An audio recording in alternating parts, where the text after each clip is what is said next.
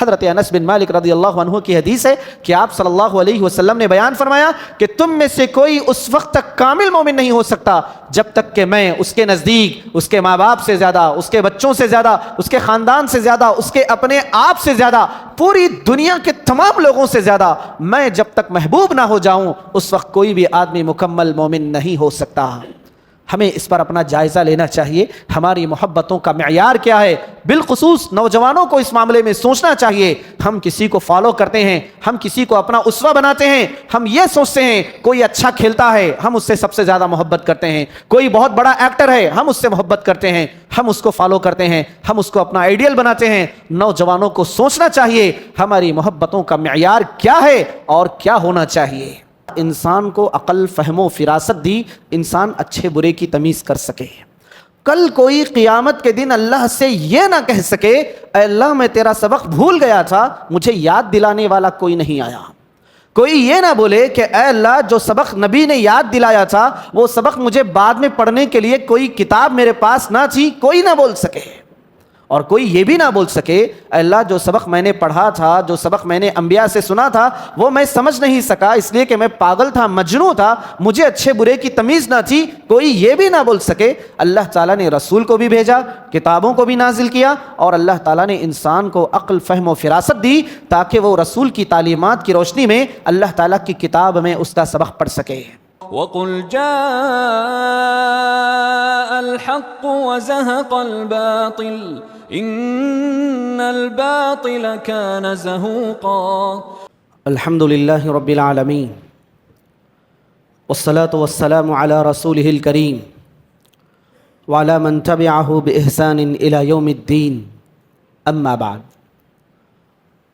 فأعوذ باللہ من الشیطان الرجیم، بسم اللہ الرحمن الرحیم، رسلا مبشرین ومنذرین لئلا یکون للناس علی اللہ حجة بعد الرسل۔ وقال النبی صلی اللہ علیہ وسلم ان خیر الحدیث کتاب اللہ وخیر الہدى ہدى محمد صلی اللہ علیہ وسلم وشر الامور محدثاتها وكل محدثة بدعة وكل بدعة ضلالة وكل ضلالة في النار۔ معزز حاضرین مجلس، مجھے آپ کے سامنے مختصر طور پر دلائل کی روشنی میں رسول پر ایمان کا مطلب کیا ہے اور رسول پر ایمان لانے کے تقاضے کیا ہیں اس پر کچھ باتیں رکھنی ہیں۔ حاضرین کرام، ہمیں سب سے پہلے ایک چیز یہ جاننے کی ہے، ہم مسلمان اسی وقت بنیں گے جب ہم 11 چیزوں پر ظاہری اور باطنی اعتبار سے ایمان لائیں گے اور عمل کریں گے۔ ہم میں سے ہر آدمی کو یہ 11 چیزیں معلوم ہونی چاہیے۔ 5 چیزیں تو وہ ہیں جن کی بنیاد اسلام پر رکھی گئی ہے: توحید اور رسالت پر ایمان، نماز، روزہ، حج اور زکوٰۃ۔ یہ 5 چیزیں ہیں جن کو ظاہری اعمال کہا جاتا ہے، یعنی آدمی رسول اللہ کو مان رہا ہے، اللہ تعالیٰ کو مان رہا ہے، نماز پڑھ رہا ہے، روزہ رکھ رہا ہے، حج ادا کر رہا ہے، زکوٰۃ دے رہا ہے، یہ اس کا عمل ظاہری طور پر معلوم ہو رہا ہے۔ باطنی اعمال، دل کے اعمال کیا ہیں؟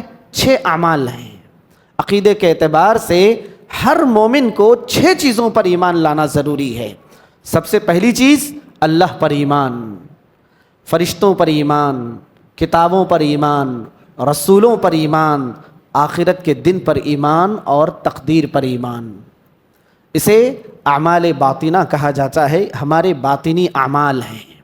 ان 11 چیزوں پر ہمیں عمل کرنا ہے، عقیدہ رکھنا ہے، تبھی چل کر ہم سچے پکے مسلمان کہلائیں گے، مومن کہلائیں گے۔ ایک آدمی نے آ کر حضرت سفیان الثوری رحمہ اللہ سے سوال کیا، آپ مومن ہیں یا نہیں؟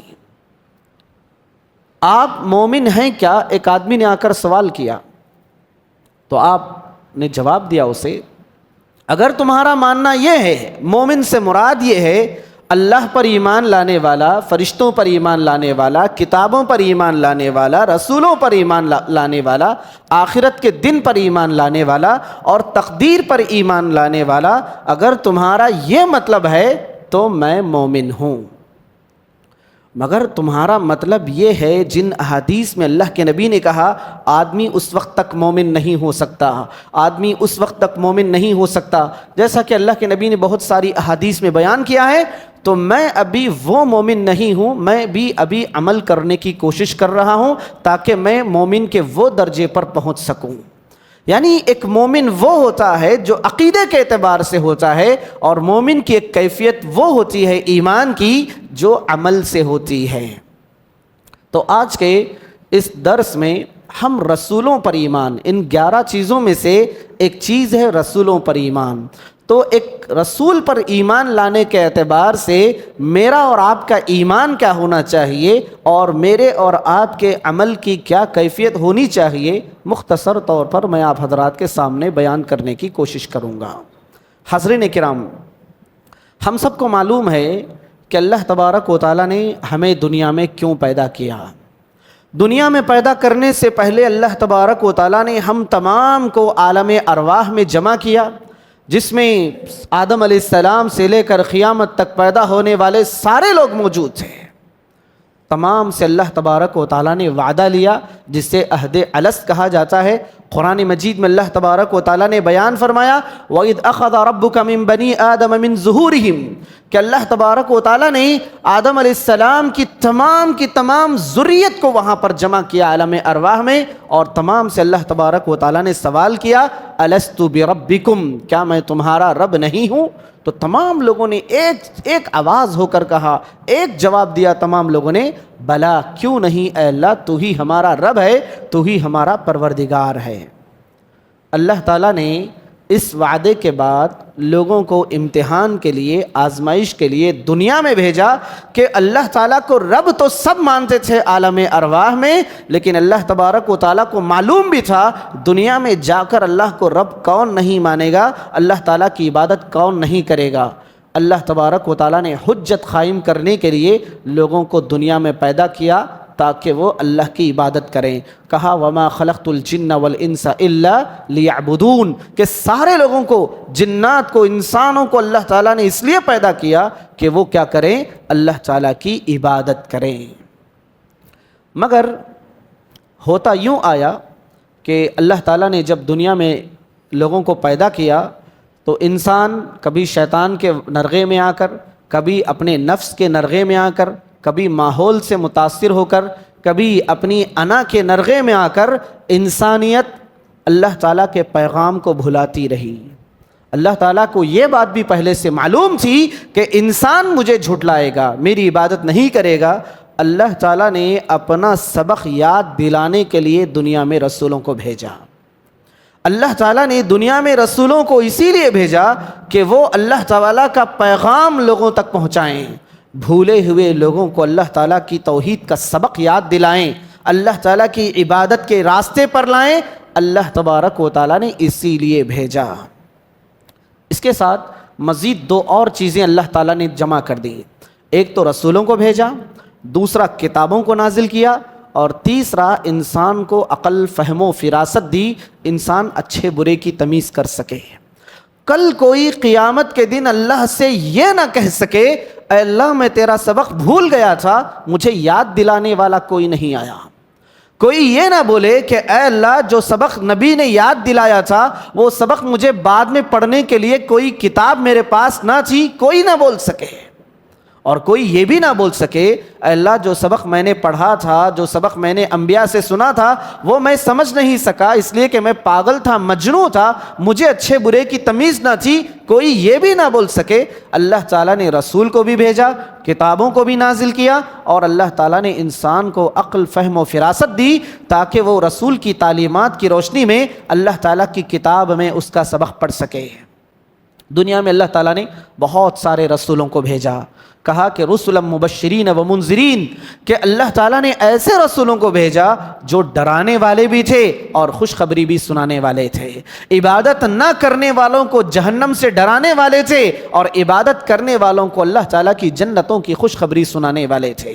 جب ہم دیکھتے ہیں احادیث میں ہم دیکھتے ہیں اور پھر بہت سارے نصوص کو ہم کھنگالتے ہیں، معلوم ہوتا ہے رسول میں اور نبی میں فرق ہے۔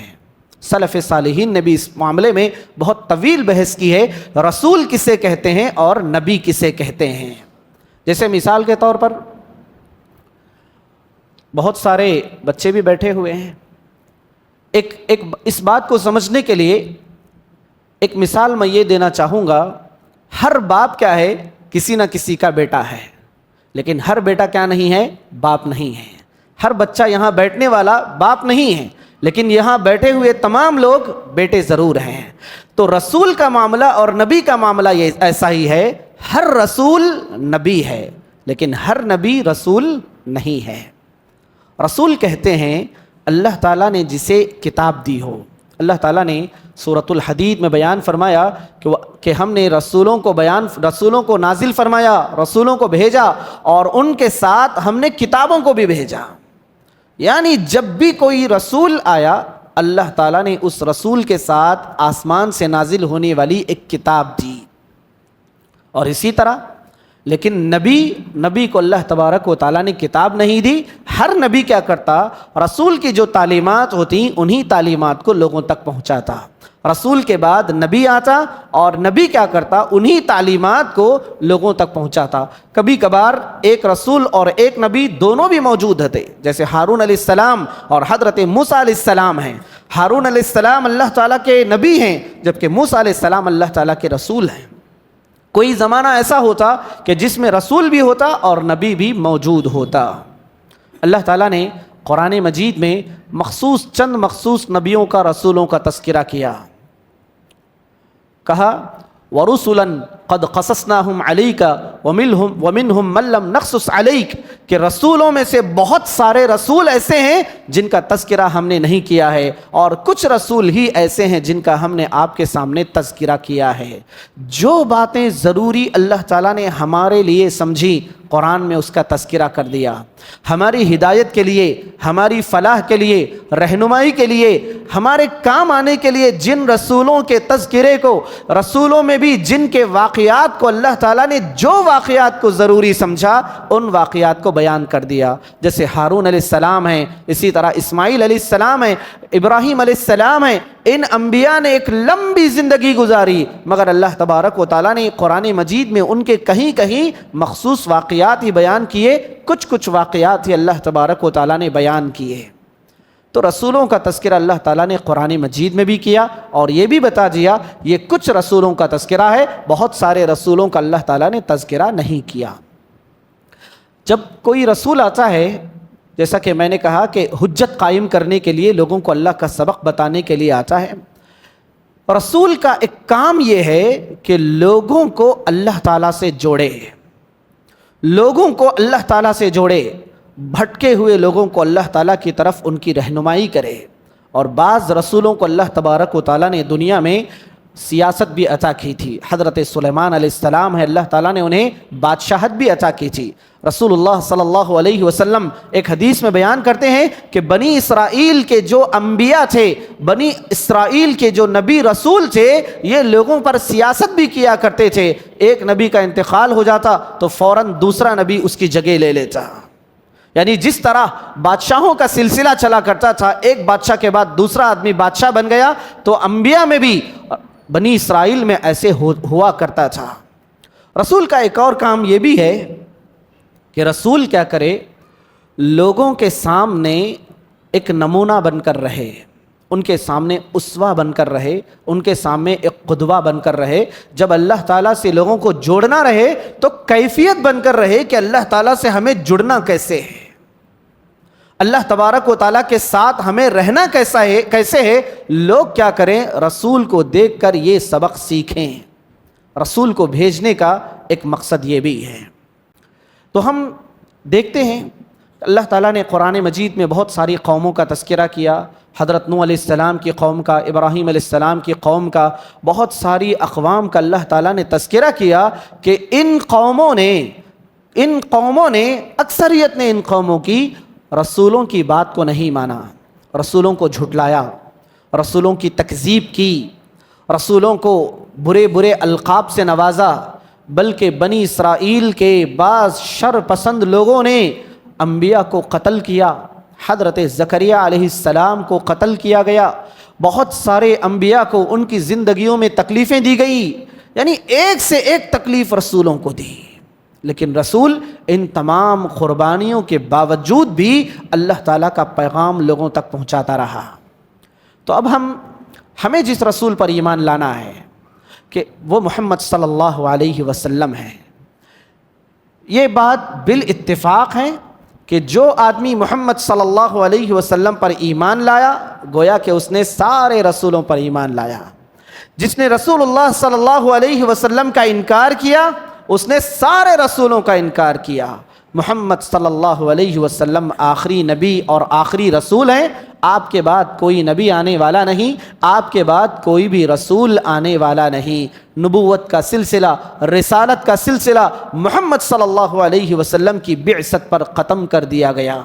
جب محمد صلی اللہ علیہ وسلم ہمارے نبی ہیں، ہمیں محمد صلی اللہ علیہ وسلم پر ایمان لانا چاہیے، تو ہمیں یہ بھی جاننا چاہیے ہمیں ایمان کیسے لانا چاہیے، ایمان لانے کا مطلب کیا ہے، ایمان لانے کے کیا تقاضے ہیں۔ اگر میں اپنے آپ کو کہتا ہوں کہ میں رسول پر ایمان لانے والا ہوں، محمد صلی اللہ علیہ وسلم پر میں ایمان لانے والا ہوں، تو میرے اوپر کیا کیا ذمہ داریاں واجب آتی ہیں، مجھ پر کیا کیا ضروری ہو جاتا ہے، کن کاموں کو کرنا ضروری ہو جاتا ہے اور کن کاموں کو نہ کرنا ضروری ہو جاتا ہے۔ ہم میں سے ہر آدمی کو جو بھی رسول پر ایمان رکھتا ہے اسے جاننے کی کوشش کرنی چاہیے، کیونکہ آسان سی بات ہے کہ لوگ قرآن مجید ہم پڑھتے ہیں، ہم قرآن مجید پڑھتے ہیں، ہم ڈائریکٹ قرآن مجید کو تو نہیں سمجھ سکتے، عربی میں سمجھنا ہوگا۔ اللہ کے نبی کے زمانے میں کفار و مشرکین عربی جاننے والے تھے، صحابہ جو زبان جانتے اس زمانے کا کافر و مشرک بھی وہ زبان جانتا۔ قرآن نازل ہو رہا ہے، ان کو کہا جا رہا ہے رسول پر ایمان لاؤ، وہ لوگ ایمان کیوں نہیں لا رہے ہیں رسول پر؟ کیونکہ اگر وہ کہہ دیں گے کہ میں رسول پر ایمان لاتا ہوں تو بہت ساری اسلام کی ذمہ داریوں میں وہ آ جائیں گے، اسلام کے بہت سارے تقاضوں پر عمل کرنا پڑے گا، بہت ساری چیزوں کو چھوڑنا پڑے گا، اپنی خواہشات کو چھوڑنا پڑے گا، بڑی بڑی قربانیاں دینی پڑیں گی رسول پر ایمان لانے کی۔ یہی وجہ تھی کہ وہ لوگ ان قربانیوں سے ڈر کر، ان ذمہ داریوں سے ڈر کر پیچھے ہٹ جایا کرتے تھے کہ ہم رسول پر ایمان نہیں لائیں گے، کیسی باتیں کرتے ہو، کون لائے گا، یہ سب چیزیں کون کریں گے۔ اسی لیے رسول اللہ صلی اللہ علیہ وسلم نے جب اپنی دعوت دوسروں تک پہنچائی، لوگوں نے محمد صلی اللہ علیہ وسلم پر جو اعتراضات کیے، بہت سارے اعتراضات کیے۔ کسی نے کہا یہ پاگل ہو گیا ہے، کسی نے کہا یہ پاگل ہو گیا ہے، کسی نے کہا یہ تو شاعر ہے، شاعروں کا کلام سنا رہا ہے، کسی نے کہا محمد صلی اللہ علیہ وسلم خاندانوں میں جدائی ڈالنے والا ہے، محمد صلی اللہ علیہ وسلم چاہنے والے کو چاہنے والے سے دور کرنے والا ہے، دو محبت کرنے والوں میں، خاندانوں میں، ماں باپ میں، بیٹے میں، بھائی بھائی میں، بہن بہن میں محمد نفرتوں کو پھیلانے والا ہے۔ یعنی آپ صلی اللہ علیہ وسلم کی تعلیمات سے متاثر ہو کر جب لوگ اسلام پر عمل کرتے انہیں بہت ساری چیزوں کو چھوڑنا پڑتا، جب یہ چیزیں چھوٹ جاتی تھیں تو زمانہ کہتا دیکھو یہ محمد کی وجہ سے ایسا ہو گیا ہے، یہ محمد کی وجہ سے ایسا کر رہا ہے، محمد نے اسے سکھایا ہے کہ ایسا کرو۔ آپ صلی اللہ علیہ وسلم کی دعوت کے اثرات کو منفی انداز میں لوگوں کے سامنے پیش کیا جاتا تھا۔ تو حاضرین کرام، کسی رسول پر ایمان لانے کا سب سے پہلا تقاضا ہے کہ اس کو سچا مانا جائے، رسول کو سچا مانا جائے، کیونکہ بہت ساری قربانیاں دینے کے لیے، بہت سارے اپنے آپ کو لگا دینے کے لیے ہمیں کیا کرنا ہوتا ہے، سامنے والے کو سچا ماننا ہوتا ہے۔ کاروبار میں کوئی چیزیں خریدنے کے لیے، کوئی چیز بیچنے کے لیے، کوئی ذمہ داری ادا کرنے کے لیے سامنے والے کو سب سے پہلے سچا ماننا ہوگا کہ رسول اللہ صلی اللہ علیہ وسلم کو سچا ماننا ہوگا۔ کہ رسول جو بھی بتا رہا ہے اللہ کے بارے میں بتا رہا ہے، رسول اپنے بارے میں بتا رہا ہے، فرشتوں کے بارے میں بتا رہا ہے، غیب کے بارے میں بتا رہا ہے، جنت کے بارے میں بتا رہا ہے، جہنم کے بارے میں بتا رہا ہے، موت کے بارے میں بتا رہا ہے۔ رسول جو جو چیزیں بتا رہا ہے وہ تمام کی تمام باتیں سچی ہیں۔ سب سے پہلے رسول کی تصدیق کرنا پڑے گا، رسول کو سچا ماننا پڑے گا۔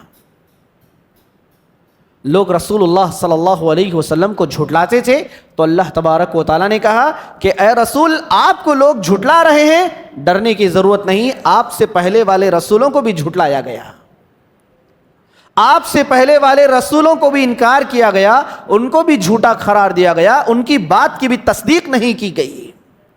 پہلی چیز رسول کو سچا ماننا ہے۔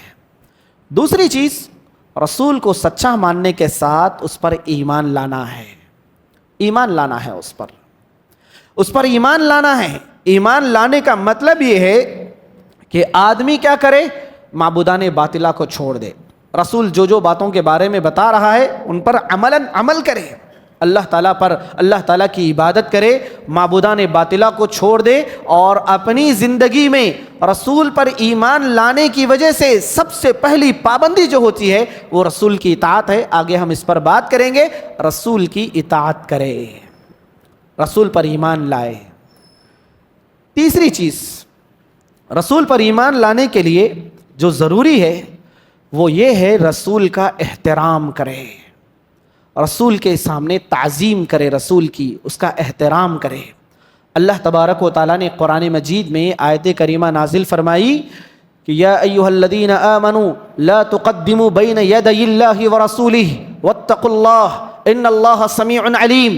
یا ایھا الذین آمنوا لا ترفعوا اصواتکم فوق صوت النبی، اے لوگوں رسول کی بات سے آگے نہ بڑھنا، اور اے لوگوں اپنی آواز کو رسول کی آواز سے بلند نہ کرنا۔ اس سلسلے میں 2 احادیث آتی ہیں۔ پہلی حدیث میں بیان کیا گیا، ایک صحابی تھے جن کا نام ثابت بن قیس تھا، کئی دنوں سے آیت نازل ہونے کے بعد کئی دنوں سے نظر نہیں آ رہے ہیں۔ اللہ کے نبی نے پوچھا کیا بات ہے ثابت نظر نہیں آ رہے ہیں؟ ایک صحابی کہے اللہ کے نبی میں جا کے بات کرتا ہوں۔ گئے، جا کے بات کیے، ثابت کیا بات ہے، تم اللہ کے نبی کے پاس نہیں آ رہے ہو، اللہ کے رسول کی مجلس میں تمہاری حاضری نہیں ہو رہی ہے؟ تو حضرت ثابت بن قیس نے کہا کہ میری آواز اونچی ہے، میری آواز اونچی ہے، میں جب بات کرتا ہوں تو اللہ کے نبی کی آواز سے اونچی میری آواز ہو جاتی ہے۔ اللہ تعالیٰ نے کہا تم رسول کے سامنے اپنی آواز سے اونچی مت کرو، میں جب بھی بات کرتا ہوں تو میری بات اللہ کے نبی کے سامنے اونچی ہو جاتی ہے، مجھے ڈر ہے کہیں میں ایمان سے نہ نکل جاؤں۔ وہ صحابی آیا کہ اللہ کے نبی کے سامنے بیان کیے کہ اللہ کے نبی بات ایسی ہے، آپ کے احترام میں، آپ کی تعظیم میں وہ غیاب ہیں، وہ غائب ہیں، ان کا غیاب ہو رہا ہے۔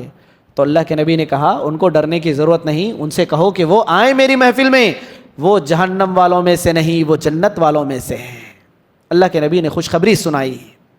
دوسرا واقعہ حضرت عمر بن خطاب رضی اللہ عنہ کے بارے میں آتا ہے کہ جب یہ آیت کریمہ نازل ہوئی تو عمر بن خطاب رضی اللہ عنہ اللہ کے نبی کے سامنے اتنی ہلکی آواز میں بات کرتے، دوبارہ پوچھنا پڑتا کہ کیا بولے ہیں، دوبارہ پوچھنا پڑتا کہ آپ کیا بولے پھر بولو۔ اتنی باریک آواز سے سامنے آدمی بیٹھا ہوا ہے، پھر بھی آپ صلی اللہ علیہ وسلم کے سامنے عمر بن خطاب رضی اللہ عنہ انتہائی احترام اور تعظیم کے ساتھ بیان کیا کرتے تھے، بات کیا کرتے تھے۔ تیسری جو چیز ہے، اللہ کے رسول صلی اللہ علیہ وسلم سے محبت، اللہ کے رسول صلی اللہ علیہ وسلم کی تعظیم، احترام، اس کے بعد اللہ کے رسول سے محبت۔ اللہ تبارک و تعالیٰ نے آپ صلی اللہ علیہ وسلم کی محبت کا معیار یہ معیار رکھا ہے کہ بخاری شریف کی حدیث میں آتا ہے رسول اللہ صلی اللہ علیہ وسلم کے سامنے عمر بن خطاب رضی اللہ عنہ آئے اور آ کر کہنے لگے اللہ کے نبی میں آپ سے پوری دنیا میں جتنے لوگ ہیں سب سے زیادہ میں آپ سے محبت کرتا ہوں سوائے میرے اپنے نفس کے، یعنی میں سب سے پہلے دنیا میں سب سے زیادہ میں اپنے آپ سے محبت کرتا ہوں، اور میرے بعد اگر میں کسی سے محبت کرتا ہوں سب سے زیادہ تو وہ آپ ہیں۔ تو اللہ کے نبی نے کہا عمر تم ابھی پکے کامل مومن نہیں ہو، جب تک تم اپنے آپ سے بھی زیادہ مجھ سے محبت نہ کرو جب تک تم مکمل مومن نہیں ہو سکتے۔ حضرت عمر بن خطاب رضی اللہ عنہ نے کہا اللہ کے نبی پھر تو میں آپ سے میرے اپنے آپ سے زیادہ میں آپ سے محبت کرتا ہوں، میں میری جان سے زیادہ، میری اپنی زندگی سے زیادہ، میرے اپنے نفس سے زیادہ میں آپ سے محبت کرتا ہوں۔ بڑی مشہور حدیث ہے، آپ صلی اللہ علیہ وسلم نے کہا ہاں عمر اب تم پکے مومن ہو، مکمل کامل مومن ہو۔ تو یعنی ایک آدمی کی محبت رسول اللہ صلی اللہ علیہ وسلم کی محبت کا معیار یہ ہے کہ میرے نزدیک، آپ کے نزدیک سب سے زیادہ محبت کی جانے والی شخصیت جناب محمد الرسول اللہ صلی اللہ علیہ وسلم کی شخصیت ہو۔ حضرت انس بن مالک رضی اللہ عنہ کی حدیث ہے کہ آپ صلی اللہ علیہ وسلم نے بیان فرمایا کہ تم میں سے کوئی اس وقت تک کامل مومن نہیں ہو سکتا جب تک کہ میں اس کے نزدیک اس کے ماں باپ سے زیادہ، اس کے بچوں سے زیادہ، اس کے خاندان سے زیادہ، اس کے اپنے آپ سے زیادہ، پوری دنیا کے تمام لوگوں سے زیادہ میں جب تک محبوب نہ ہو جاؤں اس وقت کوئی بھی آدمی مکمل مومن نہیں ہو سکتا۔ ہمیں اس پر اپنا جائزہ لینا چاہیے، ہماری محبتوں کا معیار کیا ہے؟ بالخصوص نوجوانوں کو اس معاملے میں سوچنا چاہیے۔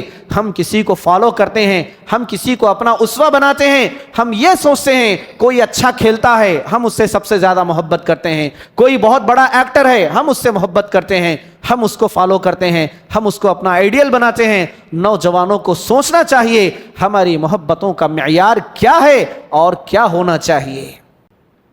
تیسری چیز، رسول اللہ صلی اللہ علیہ وسلم کی محبت کے ساتھ قربانی دینے کا جذبہ۔ رسول کے نام پر جب محبت ہے تو محبت کے نام پر کیا ہونا چاہیے؟ قربانیاں ہونا چاہیے۔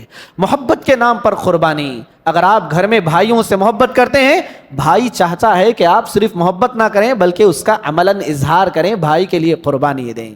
اگر آپ بیوی سے محبت کرتے ہیں تو بیوی صرف محبت کے اظہار پر مکتفی نہیں ہے، کافی نہیں ہے، اس کو آپ کیا کرنا پڑے گا؟ عملاً ظاہر کر کے قربانی دے کے بتانا پڑے گا میں تیرے سے کتنی محبت کرتا ہوں۔ تو یہی معیار اللہ کے نزدیک اور رسول کے نزدیک بھی ہے۔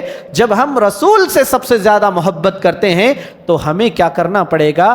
عملاً ظاہر کر کے بتانا پڑے گا، قربانی و ایثار کا جذبہ آنا پڑے گا ہمارے آنکھوں کے سامنے، ہمارے عمل سے ظاہر ہونا پڑے گا، جس سے معلوم ہو کہ ہم اللہ سے اور اس کے رسول صلی اللہ علیہ وسلم سے کتنی محبت کرتے ہیں۔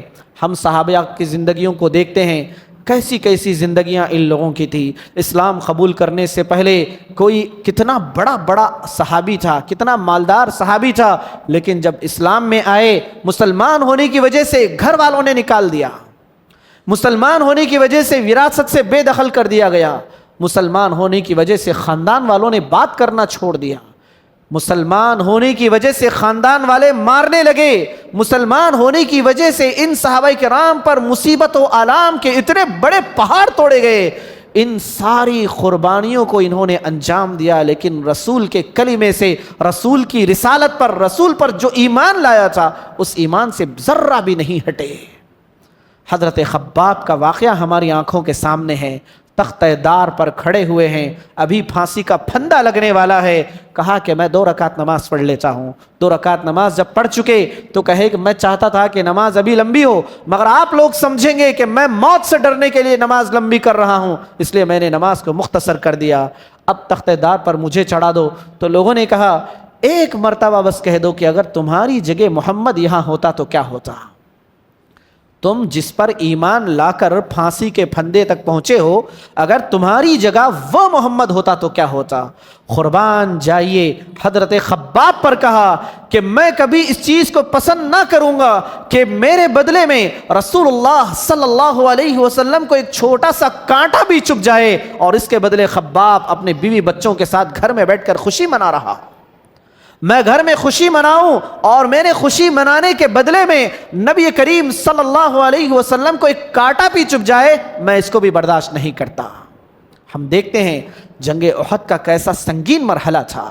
آپ صلی اللہ علیہ وسلم جنگ میدان احد کے میدان میں ہیں، جنگ کے میدان میں ہیں، آپ صلی اللہ علیہ وسلم نے حضرت عبداللہ بن جبیر رضی اللہ عنہ کے ساتھ کچھ صحابہ سے کہا تھا کہ تم یہاں پر پہاڑ کی چوٹی پر کھڑے ہو جانا، پہاڑ کے پیچھے سے دشمن آنے کا اندیشہ ہے، سامنے جنگ چل رہی ہے۔ جب جنگ ختم ہو رہی تھی، اختتام پر پہنچے تھے، تو صحابہ نے دیکھا کہ اب تو جنگ ختم ہو گئی، مال غنیمت ہے، چلو مال غنیمت کیا کرتے ہیں، لوٹ لیتے ہیں، مال غنیمت حاصل کر لیتے ہیں۔ اتنے میں جو حضرت خالد بن ولید، جو ابھی یہ نہیں بنے تھے، مسلمان نہیں بنے تھے، کفار کی طرف سے لڑ رہے تھے، جنگ احد میں کمانڈر تھے، انہوں نے پہاڑ کے پیچھے سے حملہ کر دیا۔ جنگ کا پورا منظر نامہ بدل گیا، مسلمان جو غالب ہو رہے تھے مغلوب ہو گئے، مسلمانوں پر تیریں برسنے لگی۔ ایسے میں آپ صلی اللہ علیہ وسلم ہیں، آپ صلی اللہ علیہ وسلم کے صحابہ ہیں، ایسے میں حضرت طلحہ رضی اللہ عنہ کا تذکرہ ملتا ہے کہ آپ صلی اللہ علیہ وسلم نے کہا کون میری جانب سے میرا دفاع کرے گا، کون میرا دفاع کرے گا، کون یہاں پر سامنے آ کر کون کھڑا ہوگا؟ تو حضرت طلحہ نے کہا کہ اللہ کے نبی میں کھڑا رہوں گا۔ کہا کہ نہیں، تم بہت دبلے پتلے ہو، لاغر قسم کے ہو، تم ہٹو، کوئی اور آ جائے گا۔ کوئی اور آ گئے، ان کی بھی شہادت ہو گئی، ایک اور آ گئے، ان کی بھی شہادت ہو گئی، تقریباً 4 یا 5 صحابہ آگے آ گئے، ان کی بھی شہادت ہو گئی۔ آخر میں حضرت طلحہ رضی اللہ عنہ مسلسل کہے جا رہے تھے اللہ کے نبی میں حاضر ہوں، اللہ کے نبی میں حاضر ہوں، آنکھوں سے دیکھ رہے ہیں کہ ایک آدمی آ رہا ہے، اللہ کے نبی کی حفاظت کرنے کے معاملے میں، حفاظت کرنے کے جذبے میں اپنی جان گنوا رہا ہے، پھر بھی حضرت طلحہ رضی اللہ عنہ کی یہ آرزو ہے کہ میں مرتے دم تک اللہ کے نبی کی حفاظت کروں، میں آپ صلی اللہ علیہ وسلم پر اپنے آپ کو قربان کر دوں۔ تو قربانی کا جذبہ ہونا چاہیے، اللہ کے رسول کے لیے قربانی دو، جان کی قربانی بھی دینے کے لیے تیار رہیں، مال کی قربانی بھی دینے کے لیے تیار رہیں، اور سب سے بڑھ کر اپنی خواہشات کی قربانی دینے کے لیے تیار رہیں۔ یعنی میری خواہش کچھ اور ہے، رسول کی تعلیم کچھ اور ہے، تو مجھے چاہیے کہ میں اپنی خواہش کو ماروں اور رسول کی بات کو تسلیم کروں۔ خواہشات کی قربانی، اپنی نفسانی خواہشات کی قربانی، یعنی آدمی چاہتا کچھ اور ہے کہ میرے ساتھ یہ ہو جائے، آدمی چاہتا ہے کہ میں وہ کر دوں، آدمی چاہتا ہے میں یہ گناہ کر دوں، لیکن رسول کی تعلیم بتاتی ہے کہ تجھے یہ نہیں کرنا چاہیے، اور آدمی وہاں پر رک جاتا ہے، اپنی خواہشات کو قربان کرتا ہے، رسول اللہ صلی اللہ علیہ وسلم کی بات کو تسلیم کرتا ہے۔ یہ قربانی کا جذبہ ہونا چاہیے۔ اس کے بعد ایک اور چیز، احیاء سنت، رسول کی سنتوں کو زندہ کرنے کا جذبہ ہونا چاہیے۔ رسول اللہ صلی اللہ علیہ وسلم کی سنتوں کو لوگوں کے سامنے بیان کرنا اور ان سنتوں پر عمل کرنے کا جذبہ ہمارے اندر ہونا چاہیے۔ کہا جاتا ہے فاقد الشیء لا یعطیہ، فاقد الشیء لا یعطیہ، جس کے پاس جو نہیں ہے وہ چیز دوسروں کو بھی نہیں دے سکتا۔ ڈاکٹر کے پاس جا کے ہم وکیل والے سوالات کریں گے تو کہے گا کہ میں اس کی صلاحیت نہیں رکھتا ہوں، میں اس میں کام نہیں آ سکتا۔ وکیل کے پاس جا کے ڈاکٹر کے معاملات پوچھیں گے، بولیں گے کہ یہ میں اس قابل نہیں ہوں، میں یہ کام میں یہ خدمت نہیں کر سکتا۔ یعنی دوسروں کے لیے آپ صلی اللہ علیہ وسلم کی سنتوں کو زندہ کرنے کے لیے بندے کو چاہیے کہ وہ خود رسول اللہ صلی اللہ علیہ وسلم کی سنتوں پر عمل کرنے والا ہو، کار بند رہنے والا ہو۔ کہ آپ صلی اللہ علیہ وسلم نے بیان فرمایا من احیا سنتا من سنتی فعمل بها الناس كان له مثل اجر من عمل بها لا ينقص من اجورهم شيئا، کہ جس کسی آدمی نے میری سنت کو زندہ کیا، میری سنت پر عمل کیا، اور اس کی وجہ سے دوسرے لوگ بھی میری سنتوں پر عمل کرنے لگے، دونوں کو برابر برابر ثواب دیا جائے گا۔ سنت پر عمل کرنے والے کو بھی ثواب دیا جائے گا، سنت کو زندہ کرنے والے کو بھی ثواب دیا جائے گا، دونوں کے اجر و ثواب میں کوئی کمی نہیں کی جائے گی۔ یعنی رسول اللہ صلی اللہ علیہ وسلم کی سنتوں کو زندہ کرنا، لوگوں تک آپ صلی اللہ علیہ وسلم کی تعلیمات کو، آپ کی سنتوں کو لوگوں تک پہنچانا، صحابہ نے یہی کام کیا، صحابہ نے یہی کام کیا۔ اپنے گھر بار کو چھوڑا، رسول کے پیغام کو پہنچانے کے لیے نکل گئے، بادشاہوں کے درباروں میں پہنچے، بادشاہوں کے محلات میں پہنچے۔ حضرت نافع کا واقعہ آتا ہے کہ سمندر کے کنارے پہنچ گئے، دیکھا اب اس آگے کوئی نہیں ہے، بس پانی ہی پانی ہے۔ کہا کہ اگر مجھے معلوم ہوتا اس سمندر کے اس پار بھی لوگ رہتے ہیں، میں اللہ کا کلمہ جا کر ان لوگوں تک بھی پہنچا دیتا۔ رسول کی سنتوں کو زندہ کرنا، رسول کے پیغامات کو دوسروں تک پہنچانا، یہ وقت کی سب سے اہم اور بڑی ضرورت ہے کہ موجودہ دور سوشل میڈیا کا دور ہے۔ موجودہ دور میں ایک کلک پر بہت سارے لوگوں تک پیغام پہنچتا ہے۔ باطل سوشل میڈیا پر کس طرح دندنا رہا ہے، باطل سوشل میڈیا پر کس طرح اترا رہا ہے، باطل کس طرح سوشل میڈیا پر اپنے ہتھ کنڈے پھیلا رہا ہے، باطل کی جڑیں سوشل میڈیا میں کس قدر مضبوط ہو رہی ہیں۔ ہر آدمی تک سوشل میڈیا کے ذریعے باطل پہنچ رہا ہے، ہر سوشل میڈیا کے ہر سائٹس کے ذریعے، ہر اسٹیج کے ذریعے غلط افکار و نظریات، باطل نظریات لوگوں تک پہنچ رہے ہیں۔ اس دور میں ضرورت اس بات کی ہے کہ ہم سوشل میڈیا کے ذریعے ہی صحیح رسول کے پیغام کو، رسول کی سنتوں کو دوسروں تک پہنچانے کی کوشش کریں۔ اسی طرح رسول پر ایمان لانے کا، رسول پر یوں سمجھے ایمان لانے کا ایک تقاضا یہ بھی ہے رسول کی محبت کا، ہمیں کثرت سے جناب محمد رسول اللہ صلی اللہ علیہ وسلم پر درود بھیجنا چاہیے۔ آپ صلی اللہ علیہ وسلم پر درود بھیجنا چاہیے، کیونکہ یہ وہ عظیم کام ہے جس سے خود اللہ تعالیٰ نے بھی کیا ہے اور فرشتے بھی کر رہے ہیں۔ کہا ان اللہ و ملائکتہ یصلون علی النبی، کیفیت الگ ہے۔ اللہ تعالیٰ اپنے رسول پر درود بھیجنے کا مطلب یہ ہے اللہ تعالیٰ رسول پر رحمتیں نازل کرتا ہے۔ فرشتے آپ صلی اللہ علیہ وسلم کو سلام پہنچاتے ہیں، فرشتے آپ صلی اللہ علیہ وسلم کو تسلیم پہنچاتے ہیں، اور ہمیں بھی چاہیے کہ ہم بھی آپ صلی اللہ علیہ وسلم پر درود پڑھیں۔ اس کی فضیلت یہ ہے کہ آپ صلی اللہ علیہ وسلم نے بیان فرمایا من صلی علیہ صلاۃ واحدۃ، جس کسی آدمی نے مجھ پر ایک مرتبہ درود بھیجا صلی اللہ بہا علیہ عشرا، اللہ تعالیٰ اس پر 10 رحمتیں نازل کرتا ہے۔ اللہ تعالیٰ اس پر 10 رحمتیں نازل کرتا ہے، اس کے 10 گناہوں کو معاف کرتا ہے، اور اللہ تعالیٰ اس کے 10 درجات کو بلند کرتا ہے۔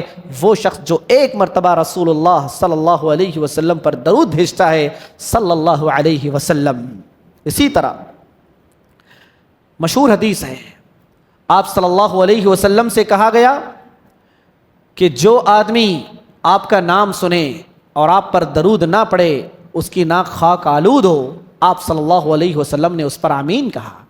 پوچھا گیا کہ اللہ کے رسول آپ آج ممبر پر چڑھتے ہوئے آمین کہہ رہے ہیں، 3 باتیں تھیں، اس میں سے ایک بات یہ تھی کہ رسول اللہ صلی اللہ علیہ وسلم نے بیان فرمایا کہ من ذکرت عنده فلم یصلی علیہ، کہ وہ آدمی خاک آلود ہو وہ آدمی جس کے پاس میرا ذکر کیا گیا، میرا نام لیا گیا اور اس نے مجھ پر درود نہ بھیجا۔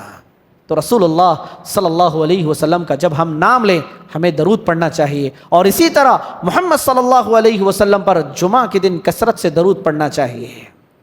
جمعہ کے دن محمد صلی اللہ علیہ وسلم پر کثرت سے درود پڑھنا چاہیے۔ بہت ساری احادیث میں اس کا ہمیں تذکرہ اور حکم ملتا ہے۔ اسی طرح رسول اللہ صلی اللہ علیہ وسلم پر ایمان لانے کا ایک تقاضا یہ بھی ہے رسول کی جانب سے دفاع کرنا۔ دفاع کرنے کا مطلب کیا ہے؟ جیسے مثال کے طور پر کوئی اگر ہمارے گھر والوں کے بارے میں کچھ بول دے تو کیا ہم خاموش بیٹھیں گے؟ ہرگز نہیں بیٹھیں گے۔ کوئی اگر ہمارے بچوں کے بارے میں بول دے، چھوٹا بچہ ہی بول دے، ہم خاموش نہیں بیٹھیں گے، ہمیں وہ چیز دل سے لگے گی۔ کوئی اگر ماں باپ کے بارے میں بول دے ہم خاموش نہیں بیٹھیں گے۔ کوئی اگر ہمارے بھائی کے بارے میں بول دے ہم خاموش نہیں بیٹھیں گے، بلکہ بعض دفعات جانتے ہوئے بھی کہ ہمارا بھائی غلط ہے ہم اس کا دفاع کرنے کی کوشش کریں گے، جانتے ہوئے بھی کہ میرا بچہ غلط ہے ہم بچے کا دفاع کرنے کی کوشش کریں گے، جانتے ہوئے بھی کہ میرے ماں باپ غلط ہیں ہم ماں باپ کا دفاع کرنے کی کوشش کریں گے۔ رسول اللہ صلی اللہ علیہ وسلم کے بارے میں جب ہم یقین رکھتے ہیں اللہ کے رسول سچے ہیں تو رسول کی جانب سے دفاع کرنا یہ ہم پر لازم آتا ہے کہ رسول کی جانب سے ڈیفنس کرنا۔ کوئی رسول پر اعتراض کر رہا ہے، اہل ایمان کو چاہیے کتاب و سنت کی روشنی میں اس کا رد کریں، اس کا دفاع کریں، اس کو بتائیں حق بات کیا ہے، بتائیں رسول کے بارے میں جو سامنے والا آدمی عمدن جانتے بوجھتے یا پھر غیر شعوری طور پر رسول پر جو انگلی اٹھا رہا ہے، جو اعتراض کر رہا ہے، اہل ایمان کو چاہیے، آپ صلی اللہ علیہ وسلم کے متبعین کو چاہیے کہ رسول اللہ صلی اللہ علیہ وسلم کی جانب سے اس کا جواب دیں۔ اسی طرح سب سے اہم چیز یہ ہے کہ رسول اللہ صلی اللہ علیہ وسلم کی جب بات سامنے آ جائے اس پر عمل کریں۔ رسول کی بات کے معاملے میں کسی کو ترجیح نہ دیں، کسی کو ترجیح نہ دیں۔ رسول نے ایک بات کہہ دی تو بس بات کہہ دی، رسول کا پیغام آ گیا تو پیغام آ گیا، بلکہ کہا فلا وربک لا یؤمنون حتی یحکموک فیما شجر بینہم ثم لا یجدوا فی انفسہم حرجا مما قضیت ویسلموا تسلیما۔ اے اللہ کے رسول صلی اللہ علیہ وسلم، تمہارے رب کی قسم، یہ لوگ اس وقت تک مومن نہیں ہو سکتے جب تک اپنے آپسی جھگڑوں میں آپ کو فیصلہ کن نہ مان لیں، اپنے آپسی مسائل کے بارے میں اپنی بات کو آپ کی بات کو جب تک یہ لوگ آخر تسلیم نہ کریں گے تب تک مومن نہیں ہوں گے۔ اور جو آپ کا فیصلہ ہوگا، آپ کا فیصلہ ہونے کے بعد ان کے دلوں میں ذری برابر کی برائی بھی، ذری کجی بھی نہیں آنی چاہیے۔ ایک آدمی کیا کیا، امام احمد بن حنبل رحمہ اللہ کے پاس آیا، امام احمد امام شافعی کے پاس آیا، آ کر کہنے لگا، کچھ بات کیا، تو اسے امام رحمہ اللہ نے اسے ایک جواب دیا، یہ اللہ کے رسول کی حدیث میں آپ نے جو پوچھا ہے وہ بات ایسی ہے۔ اس نے کیا کیا، سوال جواب سن کر خاموش بیٹھے بغیر کہا کہ آپ کی رائے کیا ہے، آپ کی رائے کیا ہے؟ امام رحمہ اللہ، امام شافعی رحمہ اللہ، امام احمد بن حنبل رحمہ اللہ غالباً غصے میں آ گئے اور کہنے لگے کہ میں تجھے اللہ کے رسول کی بات بتا رہا ہوں اور تو وہاں پر پوچھ رہا ہے کہ میری رائے کیا ہے۔ میں تجھے رسول اللہ صلی اللہ علیہ وسلم کا سبق سنا رہا ہوں، رسول کی تعلیم بتا رہا ہوں، اور پوچھ رہا ہے کہ تم اس بارے میں کیا کہتے ہو۔ رسول اللہ صلی اللہ علیہ وسلم کی جب بات آ جائے تو مجھے بھی اس بات کا حق نہیں ہے، کسی کو بھی اس بات کا حق نہیں ہے کہ رسول کی بات کے آگے منہ کھول سکے، زبان کھول سکے۔ اسی طرح رسول اللہ صلی اللہ علیہ وسلم سے محبت، آپ صلی اللہ علیہ وسلم پر ایمان کا ایک تقاضا یہ بھی ہے کہ رسول اللہ صلی اللہ علیہ وسلم کو اللہ نے جو مقام دیا ہے آپ کو وہ مقام دیا جائے، رسول کے مقام کو اللہ کے دیے ہوئے مقام سے اونچا نہ کیا جائے۔ آپ صلی اللہ علیہ وسلم کی وفات کے ایام ہیں، رسول اللہ صلی اللہ علیہ وسلم مرض الموت میں مبتلا ہیں، ان دنوں میں آپ صلی اللہ علیہ وسلم اپنے صحابہ کو نصیحت کرتے ہیں کہ لوگوں، جس طرح یہود و نصارہ نے اپنے انبیاء کی شان میں غلو کیا تھا، تم میری شان میں غلو مت کرنا۔ جس طرح ان لوگوں نے اپنے انبیاء کی محبت میں غلو کیا تھا، نبیوں کو ان کے مقام سے اونچا قرار دے دیا تھا، تم میری محبت میں یہ کام کبھی مت کرنا۔ ایک اور دفعہ کا تذکرہ ہے کہ لوگوں نے رسول اللہ صلی اللہ علیہ وسلم سے کہا، آپ کریم ہیں، کریم ابن کریم ہیں، آپ بھی شریف آدمی ہیں، آپ کے باپ بھی شریف آدمی تھے، آپ کے دادا بھی شریف آدمی تھے، آپ ہمارے سید ہیں، آپ ہمارے سردار ہیں۔ لوگوں نے محمد صلی اللہ علیہ وسلم سے کہا کہ آپ صلی اللہ علیہ وسلم نے جواب دیا، تم لوگ ایسی باتیں کہتے ہو، میں سن تو لیتا ہوں لیکن میں ڈرتا ہوں کہ کہیں شیطان تمہارے زبانوں کو، تمہارے دلوں کو، لا یستہوینکم الشیطان، شیطان کہیں تمہارے دلوں سے، زبان سے نہ کھیل لے، تم کہنا کچھ اور چاہتے ہو، زبان سے نکل کچھ اور جائے، بلکہ میں چاہتا ہوں تم مجھے اتنا ہی مقام و مرتبہ دو جتنا مقام و مرتبہ اللہ تعالیٰ نے مجھے دیا ہے، میں اللہ کا بندہ ہوں، اللہ کا رسول ہوں۔ یعنی رسول کی محبت میں غلو بھی کرنے سے بچنا چاہیے۔ اللہ تعالیٰ سے دعا ہے، اللہ تعالیٰ مجھے بھی آپ کو بھی رسول پر ایمان کما حقہ لانے کی توفیق عطا فرمائے، جو بھی باتیں ہم نے سنی ہیں ان پر عمل کرنے کی توفیق عطا فرمائے، دوسروں تک پہنچانے کی توفیق عطا فرمائے، رسول اللہ صلی اللہ علیہ وسلم کی زندگی کو، آپ صلی اللہ علیہ وسلم کو اسوہ مان کر چلنے کی توفیق عطا فرمائے، اپنی زندگی کے مسائل، اپنی زندگی کے دکھ درد آلام پریشانیاں مصیبتیں، ان تمام چیزوں میں آپ صلی اللہ علیہ وسلم کو اپنا نمونہ ماننے کی توفیق عطا فرمائے۔ آمین وآخر دعوانا ان الحمد للہ رب العالمین۔ سبحان اللہ وبحمدہ، سبحانک اللہم وبحمدک، اشہد ان لا الہ الا انت، استغفرک واتوب الیک۔ والسلام علیکم ورحمۃ اللہ وبرکاتہ۔